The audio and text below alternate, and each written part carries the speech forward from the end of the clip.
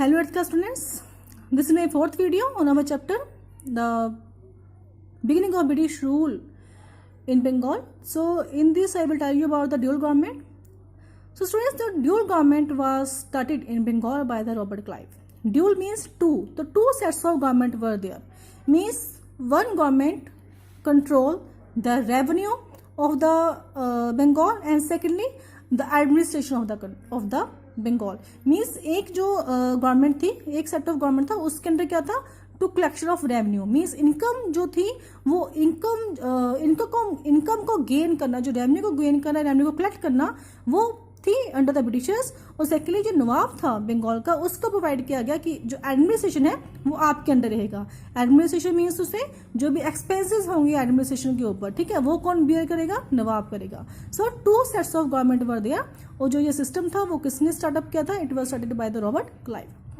In 1765 the English East India company became the absolute rulers of Bengal. तो absolute ruler हो चुके थे, means कोई भी उनको हटा नहीं सकता था उनके पोजीशन से, no one control over them. The company had control over its military and was the supreme political authority of Bengal, and the Nawab became dependent on the company. जो नवाब था वो टोटली डिपेंडेंट था company के ऊपर for its internal and external security. Since the company was made Diwan, it had the right to collect its revenue. अब company को right था बंगाल के रेवेन्यू कलेक्ट करने का। The British further controlled Bengal's administration through its nominated deputy Nawab. अब इन्होंने यहाँ पे एक डिप्टी नवाब भी अपॉइंट किया था, जो जिसके कंट्रोल में इनडायरेक्टली कंपनी के कंट्रोल में अब एडमिनिस्ट्रेशन भी था बंगाल का। There were two branches of government were there, that is the deputy Diwan who collected revenue on the behalf of the company and the deputy Nawab who took care the administration on the behalf of the Nawab. Thus, these two rulers of Bengal, the Nawab and the company. तो two rulers थे बेटा, नवाब था, company थी। This arrangement instituted by the Robert Clive was known as a dual government. तो जब two rulers थे बंगाल के, नवाब and the company, this system was known as a dual government. And this system was advantageous to the company who had all the power without any responsibility. अब सारी के सारी देखो power थी कंपनी के पास, military power भी है, revenue को कलेक्शन करने की पावर भी है, but they have not any type of responsibility with them. They control the army and finances of the province directly and it's administration indirectly, while the Nawab and his officials had all the responsibility of the administration but no power or sources to do so. अब सारा देखो जो finance जो है वो company के पास था, नवाब के पास एडमिनिस्ट्रेशन की रिस्पॉन्सिबिलिटी थी, बट उसके पास ना तो पावर थी ना ही उसके पास रिसोर्सेज थे।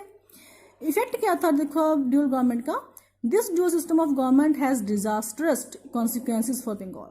The welfare of the peasantry was neglected. तो जो किसान थे, फार्मर्स थे, उनके वेलफेयर को टोटली निगलेक्ट किया गया बाय द कंपनीज, क्योंकि कंपनी के पास देखो रिसोर्सेज थे बट नवाब के पास रिसोर्सेज थे ही नहीं, ठीक है। तो दोनों ने ही उनको जो सबसे ज़्यादा मीन्स जो कंडीशन जो खराब थी वो किसकी थी, किसानों की थी, पीजेंट्री की थी।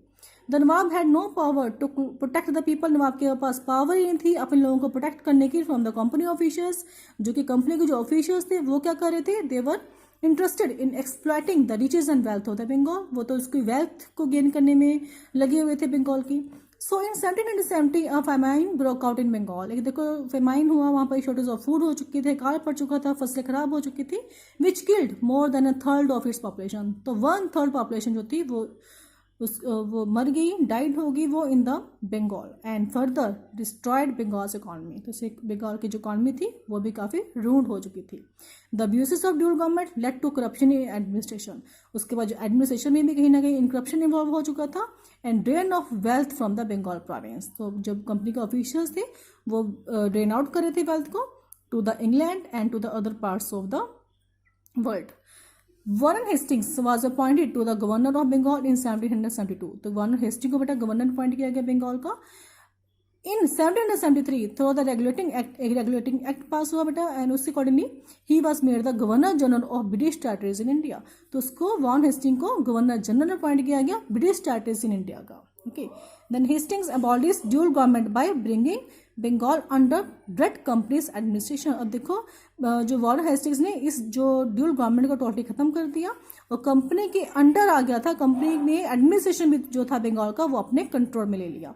Then he introduce several reforms and increase British influenced beyond Bengal. Bengal के बाहर भी उसने जो इन्फ्लुएंस था ब्रिटिशर्स का उसको इंक्रीज किया। He move the treasury from Murshidabad to Calcutta, तो मुर्शिदाबाद से कलकत्ता उसने अपनी ट्रेजरी को शिफ्ट कर लिया, which was the capital of the Bengal, तो कलकत्ता जो थी बंगाल की कैपिटल थी इस टाइम पर। And the Nawab was deposed, उसको रिमूव कर दिया गया उसकी पोस्ट से नवाब को।